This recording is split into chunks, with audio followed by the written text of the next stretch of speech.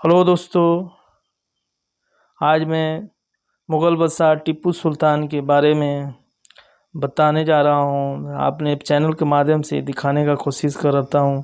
देखिए, टीपू सुल्तान की महल है और इसकी ये सामने जो दिख रही है, इसके ये मेन नक्काशी है, मेन द्वार है। देखिए, इस द्वार में एक दरवाज़ा पड़ी हुई है और जो सामने दिख रहा है, इस सामने में देखिए इसका स्विमिंग पूल है, जहाँ पे राजा स्नान किया करता था वो टीपू सुल्तान। यही देखिए इसका स्विमिंग पूल है, यहीं पे इसका यह स्नान घर है। और यहीं से अब देखिए, चलिए हम जर्नी स्टार्ट करते हैं कि किस तरह से मुग़लों जो बादशाह थे वो उसका किस तरह से नक्काशी किया है, कहाँ पे उसकी महल अवस्थित है और महलों में क्या क्या है। तो दोस्तों, हम लोग शुरू करते हैं। हम लोग बाइक से चल रहे हैं। अब देख सकते हैं यहाँ कर्नाटका के आसपास की भी एरिया की पिक फोटो है। और देखिए किस तरह से बड़ा ही मस्त एरिया है, जहाँ पे देखिए बड़ी बड़ी पेड़ियाँ नहीं है, लेकिन एक कटीली झाड़ियाँ हैं। और ये सब कटीली झाड़ियों का जो बहुत ही बड़ा एरिया है। और हम अब शहर में इन कर चुके हैं और थोड़ी ही देर में हम टीपू सुल्तान का महल के पास पहुंचेंगे। तो चलिए दोस्तों, देख सकते हैं कि किस तरह से यहाँ पे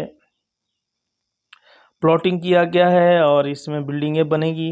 देखिए कितनी खूबसूरत प्लॉटिंग किया हुआ है। और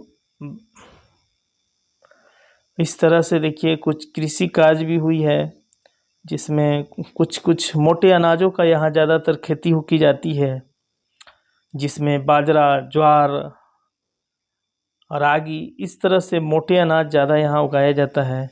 क्योंकि यहाँ का जो मिट्टी है वो ज़्यादा उपजाऊ नहीं है, वो रेतीली मिट्टी है और पहाड़ी जैसा एरिया है। तो दोस्तों देखें किस तरह से यहाँ पे जो घर भी बनी हुई है और घर बनाने का यहाँ पे डिज़ाइन भी आप देख सकते हैं।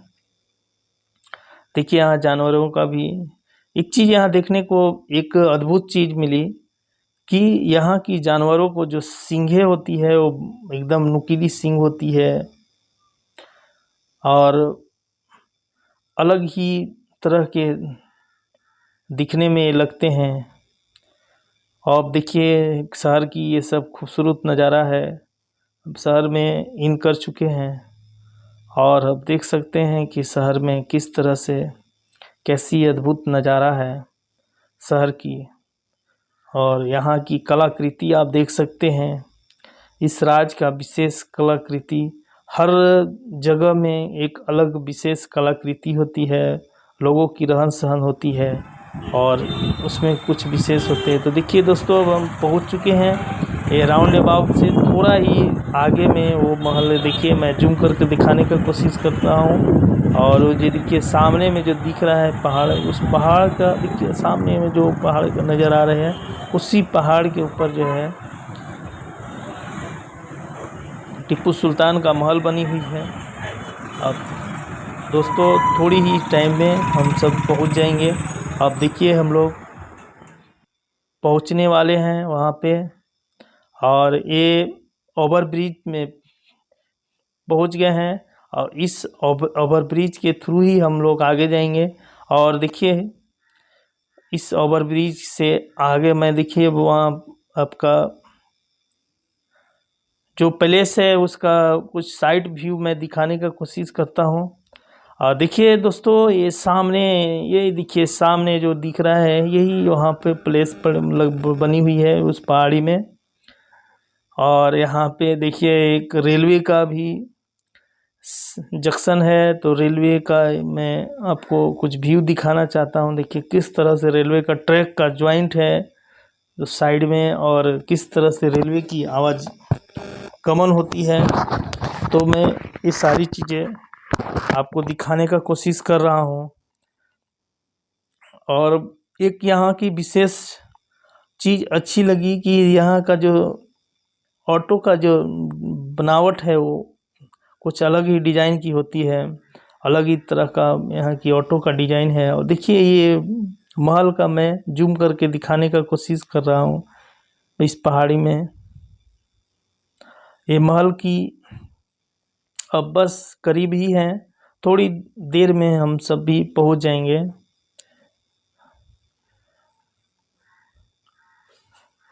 बस देखिए पहुँच चुके हैं। यस, ये रेलवे का देखिए कि रेलवे लाइन की किस तरह से जॉइंट बनी हुई है और किस तरह से रेलवे का सेक्शन है। देख तो फाइनली देखिए दोस्तों हम लोग पहुंच चुके हैं।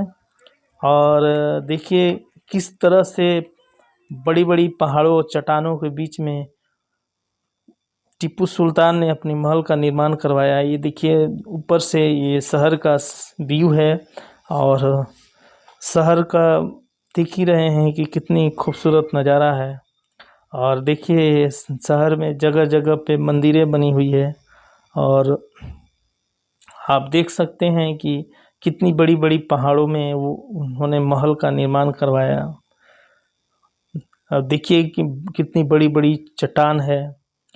और अक्सर प्राचीन समय में जितने भी शासक हुए, राजा महाराजा होते थे, वे अक्सर अपनी बिल्डिंग को, अपनी महल को वो शहर से दूर तथा ऊंची पहाड़ियों पे ही बनाने का कोशिश करते थे, क्योंकि उन्हें दुश्मनों से बचने के लिए वो ऊंची पहाड़ियों का ही सिलेक्शन करते थे, जहाँ पे दुश्मन को आसानी से पहुंच पाना कठिन हो।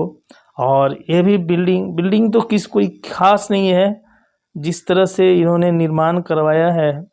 चारों तरफ से केवल बाउंड्री है। एक छोटी सी ऊपर में मैं दिखाता हूँ, ऊपर में छोटी सी एक महलनुमा आकृति है, बहुत ही छोटा है, जो लगभग 1000 स्क्वायर फुट का ही है। नहीं तो इसमें चारों तरफ से केवल बाउंड्री है। 3 लेयर 4 लेयर का ये बाउंड्री है। इस बाउंड्री के, यह भी मैं बाउंड्री के व्यू दिखा रहा हूँ कि देखिए किस तरह से बाउंड्री किया हुआ है। और बाउंड्री के नीचे देखिए खाई है, इसके ऊपर फिर बाउंड्री है। देखिए ये नीचे खाई बनी हुई है, इस खाई के ऊपर में इधर बाउंड्री है, इसके बाद देखिए खाई बनी हुई है, इस खाई के ऊपर में देखिए एरिया में फिर बाउंड्री लगा हुआ है। तो इस तरह से ये बाउंड्री जो है 500 मीटर पे, 600 मीटर पे ये बाउंड्रियाँ बनाई हुई है। इसके ऊपर ये देखिए ये बाउंड्री की है। और अब फाइनली देखिए हम लोग पहुंच चुके हैं। यही मेन जो उसका महल था, इसका देखिए प्रवेश द्वार है। और मुगलों का जो नक्काशी के बारे में बोलते थे कि मुगल बहुत बड़े बड़े कारीगर और नक्काशी, तो इसका सामने की दरवाज़ा पे जो ये नक्काशी देख रहे हैं यही मेन नक्काशी है, और कोई ख़ास नक्काशी नहीं है। और ये जो सामने दिख रही है, ये सामने उसका स्नान घर